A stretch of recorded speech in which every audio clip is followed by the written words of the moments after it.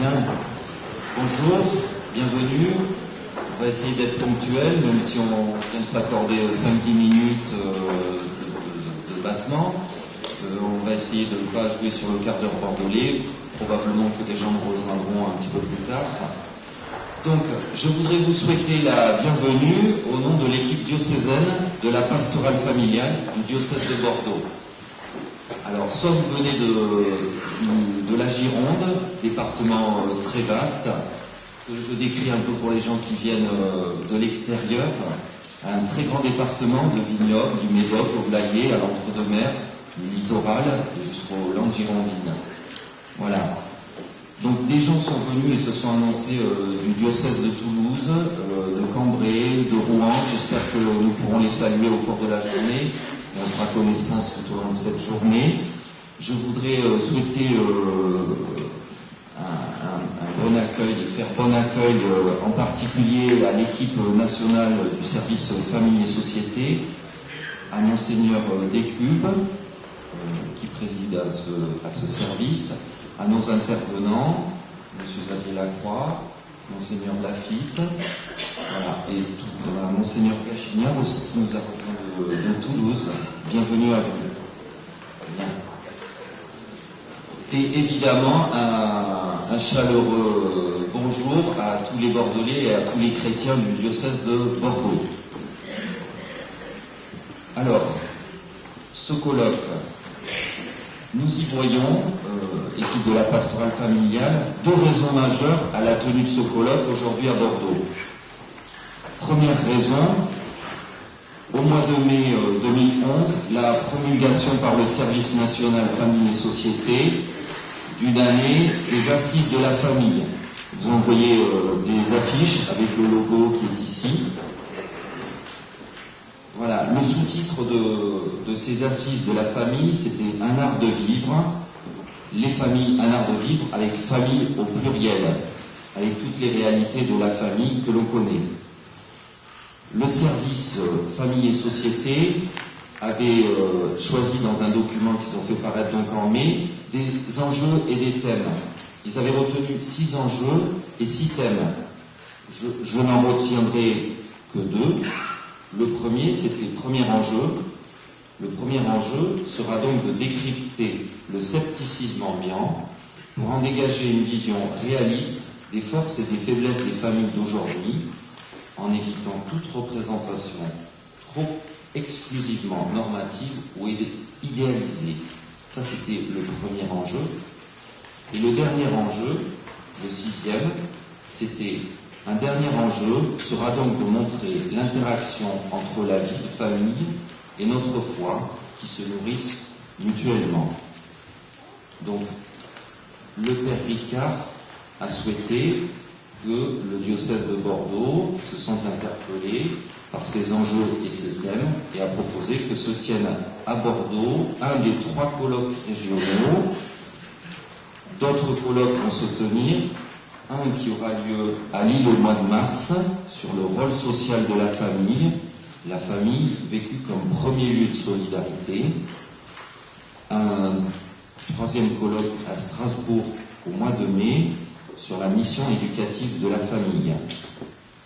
Voilà, donc ça c'était une des raisons majeures qui nous ont invités à tenir ce colloque à Bordeaux. Une des deuxièmes raisons majeures, c'est, si vous êtes bordelais et girondins, c'est la lettre pastorale du Père Ricard qui a été promulguée en septembre 2009 et qui s'intitule « Partager la joie de croire et de vivre dans le Christ pour une nouvelle dynamique d'évangélisation ». Donc, le Père Ricard nous a invités à nous mettre en chemin autour de 4 chantiers. Un chantier autour de la solidarité, un chantier autour de l'environnement, un chantier autour de l'éducation et un chantier autour de la famille. Voilà. Dans cette lettre pastorale, il nous invitait à nous remettre en chemin en relisant les actes des apôtres, et un des textes que nous avons relus avec attention était le texte de la rencontre de Pierre et Corneille. Cette rencontre mystérieusement voulue par Dieu. cette rencontre qui est une démarche d'évangélisation, dans laquelle il y a vraiment quelqu'un qui donne et l'autre qui reçoit, et dans lequel ils en ressortent transformés. Donc nous aussi, en nous réinterrogeant sur ce qu'est la famille chrétienne et plus particulièrement sur ce qu'est le couple, nous sommes invités à nous réévangéliser et aller à la rencontre. Plusieurs fois cette semaine, j'ai été interpellé et questionné et on me demandait le couple chrétien, mais est-ce qu'il y a une recette ? Est-ce que le couple chrétien, il fonctionne ? J'ai la conviction que le couple, c'est l'unité fondatrice, c'est la base de ce qui va souder la famille, qui va s'élargir, qui va durer et qui va croître en amour et qui va essaimer autour d'elle l'amour du Christ. Humblement, modestement, je pense qu'il n'y a pas de recette, mais je crois qu'il faudrait que j'aspire, en tout cas, nous aspirons à ce que ce couple chrétien soit un petit peu du sel de la terre. Il donne un peu de saveur à notre monde et que, comme le disait un ami prêtre qui nous a beaucoup marqué, peut-être qu'il faudrait que quand on rencontre ce couple chrétien, on sente la bonne odeur du Christ. Voilà. Pour ouvrir et peut-être et non conclure notre journée, j'aimerais vous lire un petit extrait de la Genèse. Alors, à la maison, on a 2 Bibles. On a la Tobe et puis on a la nouvelle traduction de la Bible. Alors, c'est une version un petit peu poétique, mais qui nous touche. J'espère qu'elle vous touchera avant de céder la place à nos intervenants.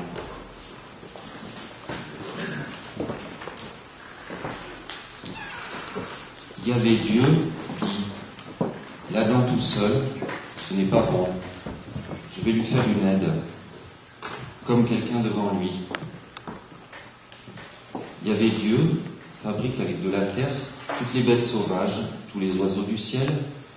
Il les fait défiler devant l'Adam pour entendre le nom qu'il leur donne. Chaque être vivant reçoit son nom de l'Adam. L'Adam trouve des noms à tous les animaux, aux oiseaux du ciel, à toutes les bêtes sauvages, mais pour l'Adam, aucune aide, personne d'autre devant lui. Yahvé Dieu ensommeille l'Adam, et l'Adam s'endort. Il prend une des côtes de l'Adam et referme les chairs. Avec la côte prélevée sur l'Adam, Yahvé Dieu bâtit une femme et la pousse vers l'Adam.